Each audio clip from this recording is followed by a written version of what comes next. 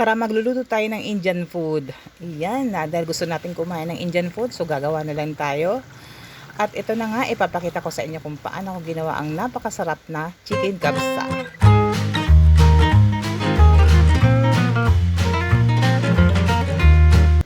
Okay, sisimulan na natin. Magpainit tayo nitong, ito yung gagamitin ko. Ayan o, kaserola lang. Pang good for 3 person lang. So nag-add ako ng mantika. At ilalagay ko na yung mga sangkap na kanilang ginagamit. Cinnamon stick, bay leaves, star anise. Kung may cardamom, wala kasi akong cardamom guys. Pero required talaga yan sa pagkain nila yung cardamom, black cardamom. So mag-add ako ng peppercorn. Ayan, hindi na siya peppercorn, dinurog na. Dahil wala akong pala dito sa aking kusina. Pwede na siguro yan. Buo at hindi, okay na yan. So ilagay na natin yung ating hiniwang sibuyas na maninipis.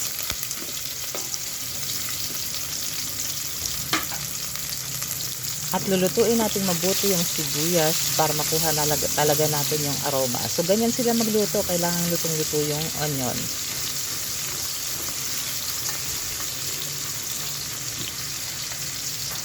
Sabi nga nila mas maraming sibuyas, mas okay daw. Pero ayan, mag-a-add na lang ako siguro mamaya.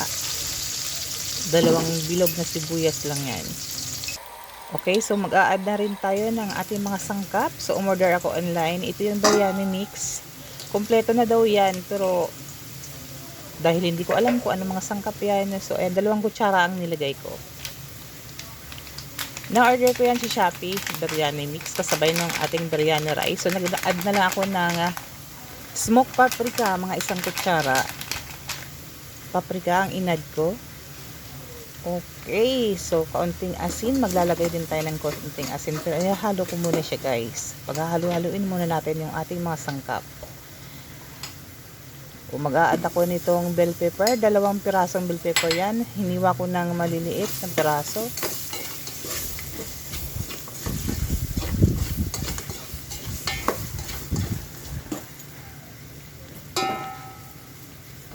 Then 5 pirasong kamatis, ayan, dinurog ko ng gusto.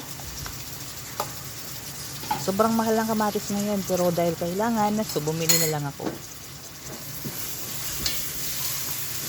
Biruin nyo guys, 5 pirasong kamatis na maliliit, nagkakahalagang 56 pesos.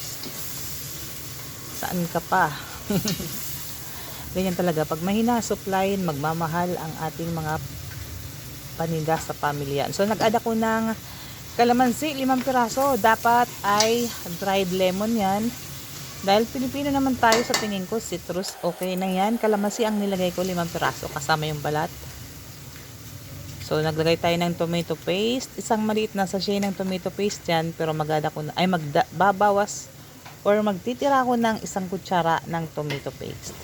Dahil may paggagamitan ako mamaya. So ihahalo lang natin ito mabuti.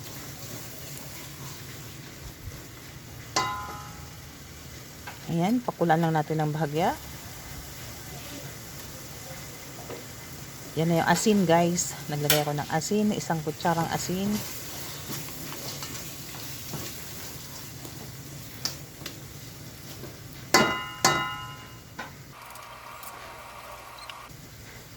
Okay, lagay na natin yung chicken. Ayan, yung hita ang nilagay ko or leg quarter ng ating chicken, 4 na piraso. Dahil may pakpak na kasama, 1 piraso ilalagay ko na para hindi sayang. 4 and yung wing.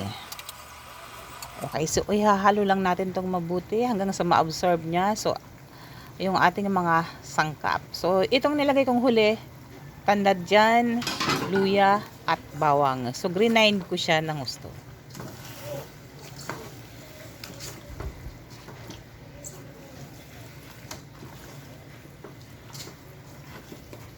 Dapat ginger paste yan and garlic paste. So dinagdagan ko na ng tanlad para mabango ng gusto yung ating kakainin. Ayun naman talaga tayong mga Pilipino, matigas ang ulo. So ayan, sabi ko nga, dahil pagkain natin to, so syempre tayo kahit mga sangkap nilang ginamit natin, hindi naman, wala tayo sa lugar nila. So maglalagay tayo ng iba. Okay, yogurt. plain yogurt yan guys.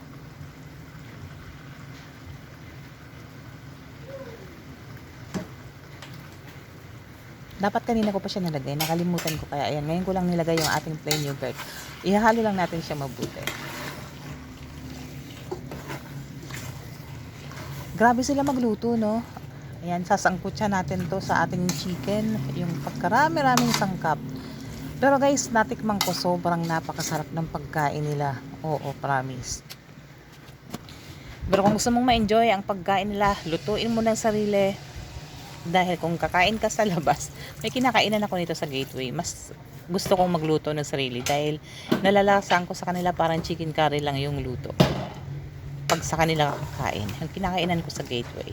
Okay, ihalo ko na to guys. Parang hindi mo siya may enjoy. Kaya sabi ko gagawa na nga lang ako. Mahilig talaga akong kumain ng Indian food dahil talagang napakasarap nito.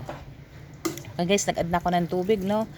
So ilalagpas ko dito sa chicken yung ating tubig at pakukuluan natin siya for 30 minutes. Ayan, nabubulol ako, no? Once na kumukulo na siya, pakuluan natin siya ng 30 minutes. Then, pero once na kumukulo na talaga to, ihinaan na natin yung apoy para hindi magkalasog-lasog yung ating chicken. Importanteng buo pa rin yung ating chicken pagkatapos ng 30 minutes. Ayan, tingnan lang natin yung ilalim, no? Para yung mga spices doon kanina na sinahog ko ay ma-dissolve sa ating tubig para ma-absorb ng ating chicken talaga yung ating mga sangkap. Okay, takpan na natin. Ayan, ceiling green yan, nilagyan ko. So, nag-add pala ako dyan guys ng another 4 pieces ng ceiling green. So, marami-rami yan, 7 piraso. Ayan, after 30 minutes, ito na yung ating pinakuluan na chicken. Hahanguin natin to, no? Ayan, kung mapapansin nyo, yung ating chicken after 30 minutes, buo pa rin. Hindi siya nagkalasog-lasog dahil hininaan ko lang yung pagpapakulo sa ating chicken. At, syempre, hindi ko inihalo ng inihalo.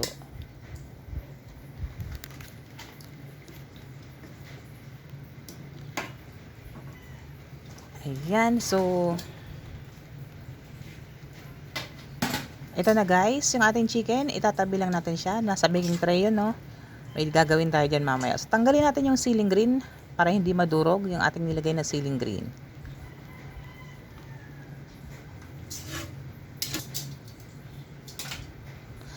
Dati ang pagkain nila, akala ko maanghang. Guys, hindi pala maanghang yung kanilang mga foods. Ito na yung chicken. Hayaan lang natin siya dyan para matuyuan ng bahagya. At itong sarsa na natira, may binabad akong rice biryani. Binabad ko siya for 30 minutes. Din hinugasan ko pala muna siya ng 4 na beses bago ko siya binabad sa tubig. Then drainain ko. After 30 minutes, drainain ko. At ayan na. Yung ating bigas ng mga Indian rice or rice biryani. Indian rice ba o basta pagkain nila? Yun ang tawag ko dyan. Kasi wala naman talaga tayo yan eh. Okay, so nilagay ko na. 1 kilo yan, so kalahati lang ang niluto ko. Dahil pag niluto ko lahat masyadong madami. So, 1/2 kilo lang nung ating in-order online na rice biryani. Okay, so ayan, tinakpan ko guys. Di ko napansin yung aking camera gumagalaw. Okay, ito na kumukulo na yung ating kanin. Ay, hahalo natin itong mabuti. At hihinaan na natin yung apoy. Marami-rami talagang tubig kasi kailangan ito. Pero dahil binabad na natin ng mahigit kalahating oras, okay na yan. So, yan, hinaan natin ang apoy at pinatungan ko yung ilalim para hindi masunog yung ating niluluto. At ayan, tinakpan ko pa rin. Yan ang available sa akin, baking paper. So, tinakpan ko para maganda yung pagkakaluto ng ating rice biryani. Okay, ito yung tomato paste. Nilagyan ko ng kaunting mantika at kaunting tubig. Ipapahid natin sa chicken na hinango natin kanina. Okay. Para magandang kulay pagkakaluto. O, diba?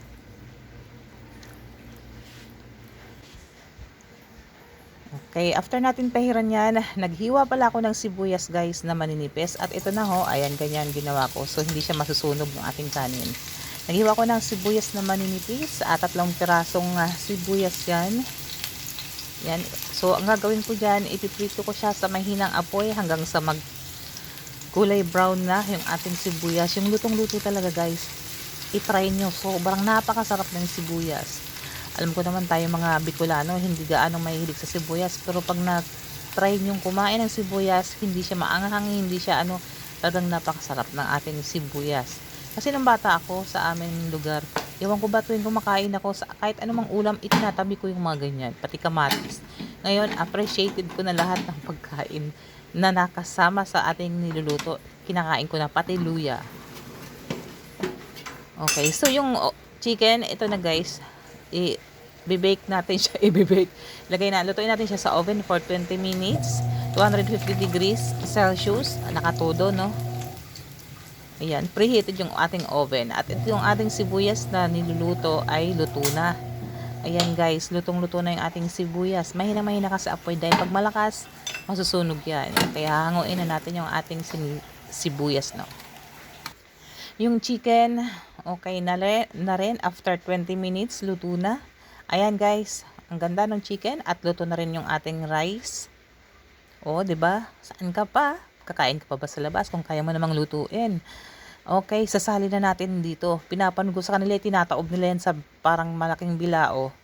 Guys, hindi na bilao ang aking paglalagyan. Dito na lang. Dahil gusto ko manatili siya mainit. Okay, pinatungan ko yung isang malaking lalagyan ng ayan, aluminum foil. Dito ko na lang ilalagay yung ating rice, yung ating niluto. Tanggalin natin yung mga sangkap kanina, yung lemon, cinnamon stick, star anise. O kailangan natin tanggalin, syempre, para hindi na makain ng ating mga kasama dahil hindi nila alam kung anong pinagsasalagay kong sangkap dyan. Okay. Okay na to guys. So, ibuhos na lang natin yung ating mga kanin. Dahil okay na pala, kompleto na ilagay ko ng kanin. Ito na yung priniritong sibuyas, ipapatong natin dito.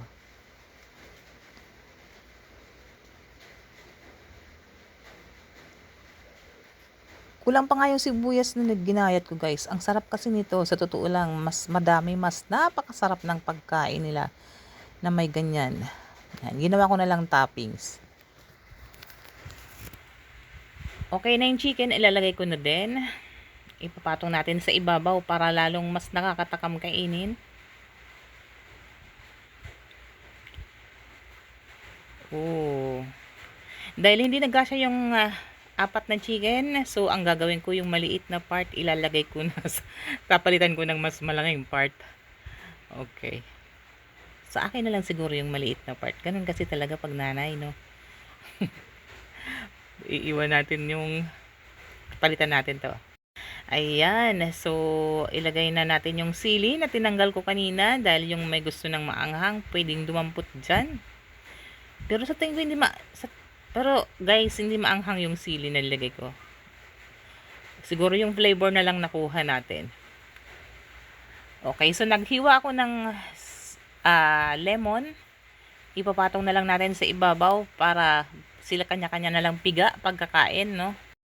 At ito na nga guys, ito na yung final at ready to eat na. Ayan, so tulog pa yung mga kasama ko. So mamaya pa yung kakain, mga panggabi kasi. So kumakain sila, umaabot na ng 2 PM or alas 10 na nga hapon. Syempre, tanghalian, talaga yun ang oras ng luto ko. So, and tatakpan ko lang siya, kaya nilagay ko siya dyan. Tatakpan ko ng aluminum foil para manatiling mainit uli. At titikman ko nga yung ating kanin. Nako guys, talaga may enjoy nyo ang sarili nyong gawa. Kung gusto nyong makakain ng iba-ibang klaseng putahe sa mga pagkain na kanilang mga inihahanda sa kanilang lamesa. Ayan, try nyo mag-research, then try nyo gawin. May enjoy nyo kung paano nyo ma-appreciate. So, nasa inyo na lang. So, maraming salamat sa panonood. Panlasang Bicolano. Ayan, so na-share ko sa inyo ang chicken kabsa. Bye!